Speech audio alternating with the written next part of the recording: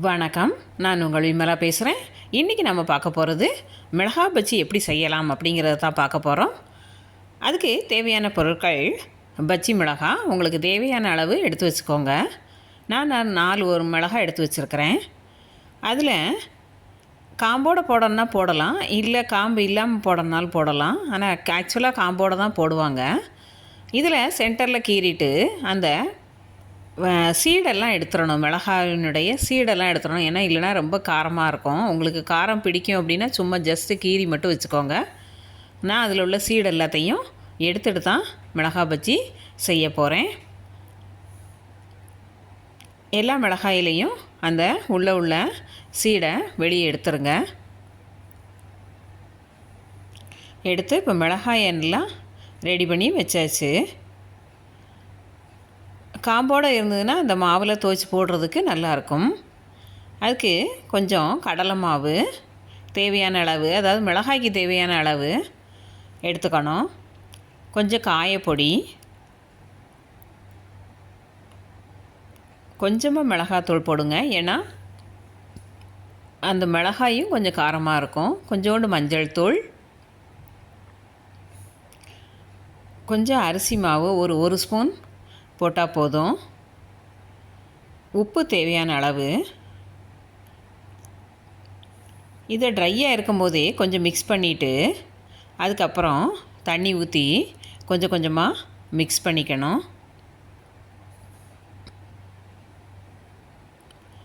கொஞ்சம் கூட கட்டி இல்லாதபடிக்கு அதை நல்லா, ரொம்ப வாட்டரியாக இருக்கக்கூடாது, ரொம்ப திக்காகவும் இருக்கக்கூடாது.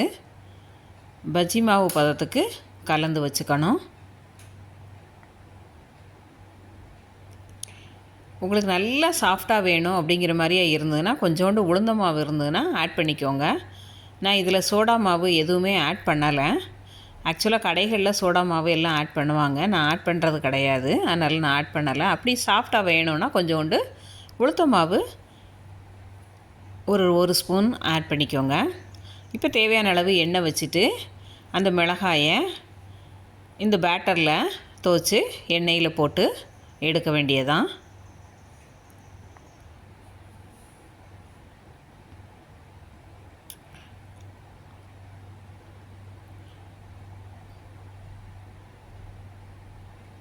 இது கொஞ்சம் நல்லா வேகிற வரைக்கும் விடணும். போட்ட உடனே திருப்பி போட வேண்டாம்.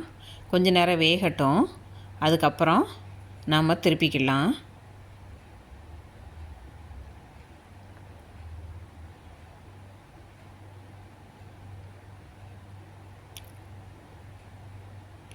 நான் வச்சுருக்கிறது சின்ன பாத்திரம், அதனால் திருப்பி போடுறதுக்கு கொஞ்சம் இதாக இருக்குது. ஏன்னா சின்ன பாத்திரத்தை வச்சுலாம் எண்ணெய் கொஞ்சம் கம்மியாக ஊற்றிக்கலாம். அதனால் மிளகாயினுடைய அளவை பொறுத்தது எண்ணெய் ஊற்றுறது. கொஞ்சம் சின்னதாக எடுத்தோம் அப்படின்னா எண்ணெய் கொஞ்சம் கம்மியாக வச்சா போதும். இப்போ நல்லா 2 பக்கமும் திருப்பி போட்டு இதை நல்லா வேக விட்டு எடுக்கணும்.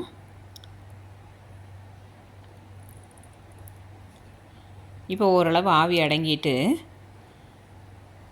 பஜ்ஜி வெந்துற ஸ்டேஜுக்கு வந்துருச்சு.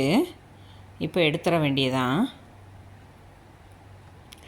நல்ல ஒரு மழை நேரத்தில் ஒரு கப் டீயும் மிளகா பஜ்ஜியும் வச்சு சாப்பிட்டா செமையாக இருக்கும். மிளகா பஜ்ஜி ரெடி ஆயிடுச்சு. நீங்கள் செஞ்சு பாருங்கள், எப்படி இருந்தது அப்படிங்கிறத சொல்லுங்கள். தேங்க்ஸ் ஃபார் வாட்சிங். நன்றி.